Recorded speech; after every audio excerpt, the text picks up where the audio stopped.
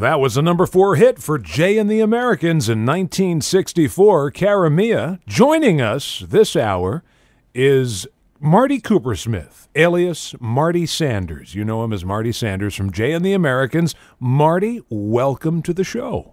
Thank you, Ghosty. Honored to be here. You were just happened to be passing by. I was walking by, fairly ridiculous, and what the heck? You have some new Jay and the Americans music. Yeah, we got back together about 8 years ago, and we've been on the road and doing quite well. I mean, people in other groups from our era, right, we say, "How do you guys do it?" And you know how we do it? We have fun. We love the music, and we respect what we did, and we respect the people who influenced us, and we tell the stories about it, and we do the songs in a passable fashion. No, Jay is great. J3. Right. He's from Chicago and from a suburb of Illinois, and could you imagine him with 3 Brooklyn street thugs?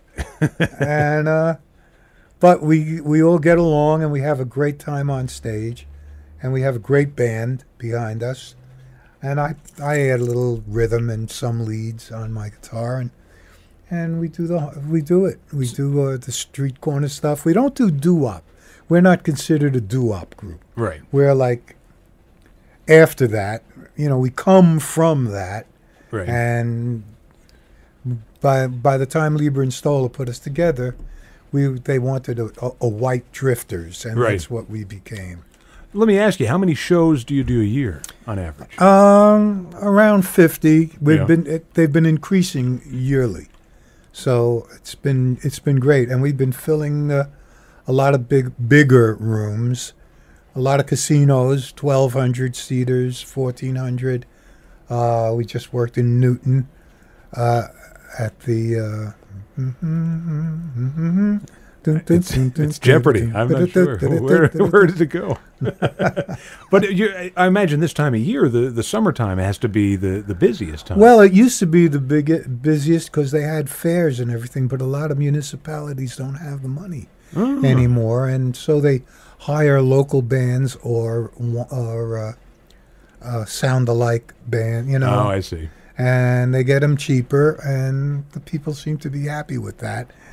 But we're not. No. Well, you have to be educated, which is why you need to go to the website, which is jayandtheamericans.com. How brilliant! How easy could that be? Yeah, all one word, no spaces, just jayandtheamericans.com. But you're recording, and we're recording, and we sell them they sell rather well at our merch table. I see. And after each show, we hang around for sometimes longer than the show took, which is a 90-minute show, and we come off sweating and get to the merch table and sign autographs and take pictures and sell, hawk our wares. So why don't we hear?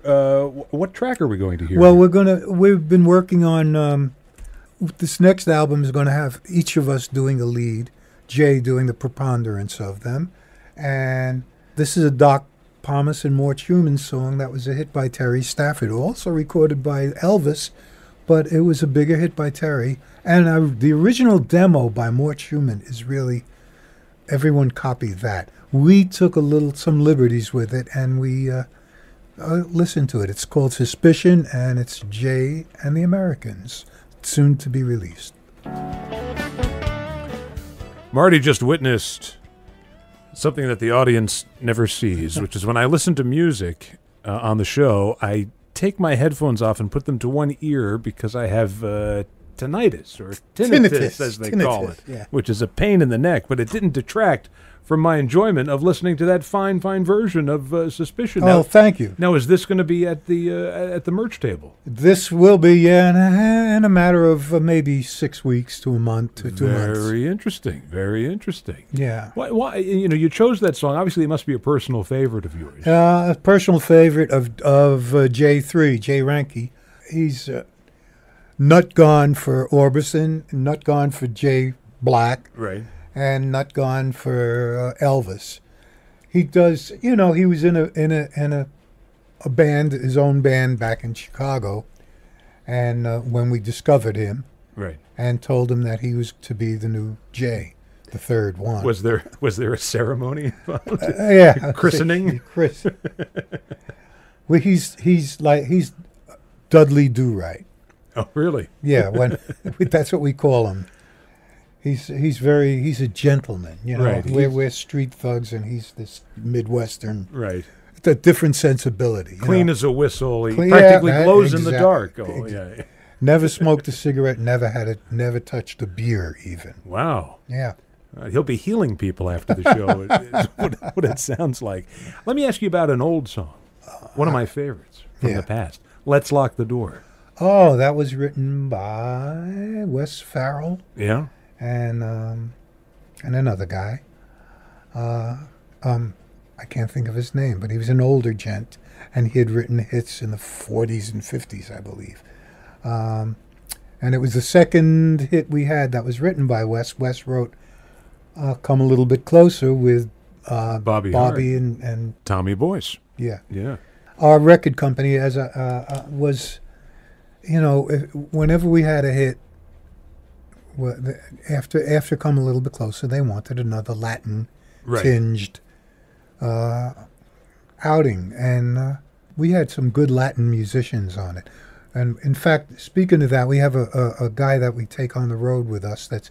He was with us in the first incarnation of Jay and the Americans, and he went off to Vietnam and came back, and he's been with us now for the last couple of years. And when we could afford to fly him out to the coast and to our other gigs, he comes with us. But most of the time, he's with his name is Orlando Rodriguez, and he played with all the greats, the Fania All-Stars and Tito Puente, and he's a great percussionist. And he's anyway. Let's Lock the Door. I'm getting That's okay. Getting away from it, but Let's Lock the Door and Throw Away the Key. It was a hit for us. Jay Black didn't like it because it had Sham Dooby Dum in it, and it was a little, though it was pop, it was kind of bubblegumish too. Right. It had a little bubblegum tinge to it, and but it was a hit, and we do it on stage with great gusto. We love it. We have a lot of fun with that one, and if you want to play it, well, it just so happens. And that was Let's Lock the Door, folks. With your DJ guest, Marty Kupersmith, a.k.a. Marty Sanders. That's right. Where did that come from? Sanders was, I had my favorite cousin, who is a retired ophthalmological surgeon, name is Norm Sanders, and his birth name was Erstein, Urstein, a fine German name. Right. And when he went away to school, or when he graduated and became a doctor, he changed his name to Sanders, which was the name of the local movie theater in downtown Brooklyn, the Sanders Theater. And I took his name when we formed the group. And one time we were doing a tour with Jay Black. It was a tour of the South, and it was promoted by the Colonel Sanders, Kentucky Fried Chicken. Wow. And we had some Asian female dancers. I forgot what they were called. The Asian Dolls. This is sounding better and better. And they were hot. And they'd come out and dance, and then we'd do our show, and the Colonel would talk.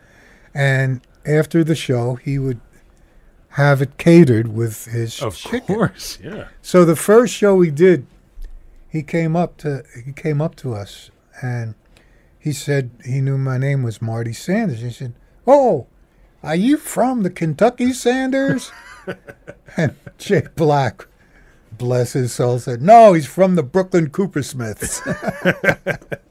So no one could accuse you of nepotism with the... No, the Colonel was not my dad.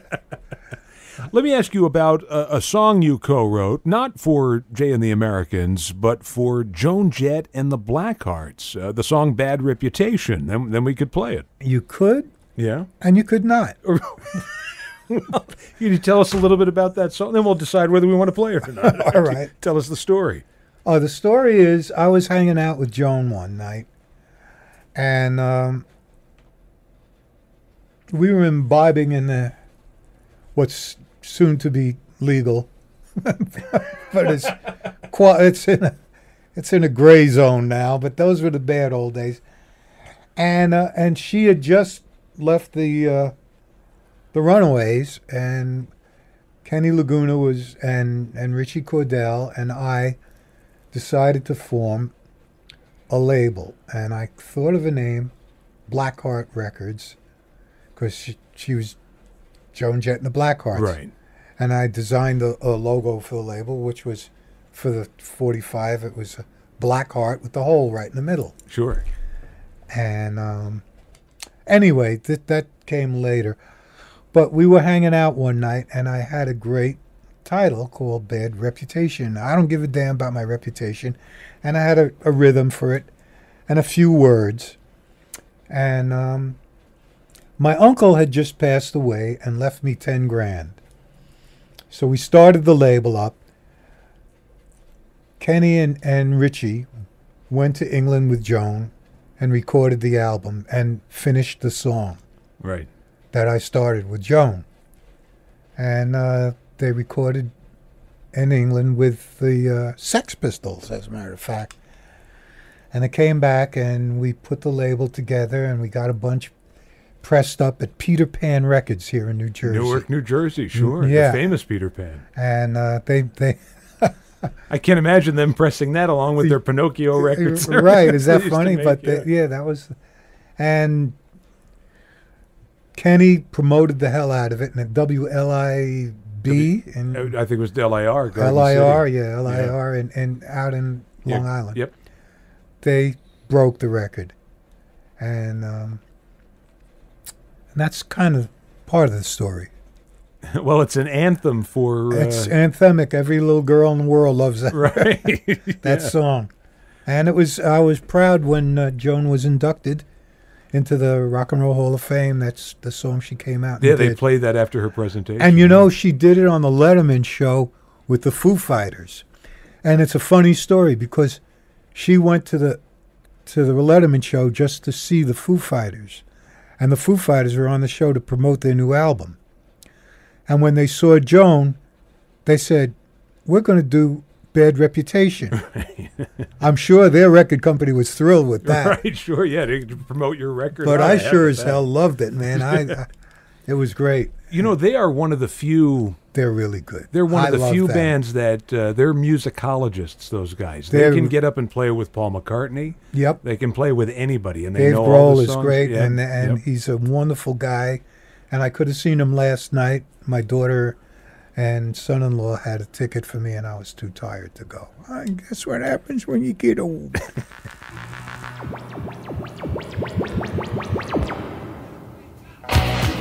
The song we mentioned earlier, Come a Little Bit Closer, Jay and the Americans. Marty Sanders, a.k.a. Marty Kupersmith, is with us today. And a quick correction, where you want to go on the web is jayandtheamericans.net. You can also find Jay and the Americans on Facebook as well. And you wanted to go out with a Graham Parsons song, right? It's this one? Yeah, she. Yeah, number 16. This is the one that you want to go out with this, Fade Off into the Sunset on this play interview this song. with this? It just gets to my heart. I love it. All right, we'll play it. Thank you, Marty, for coming by. Thank you, Ghosty.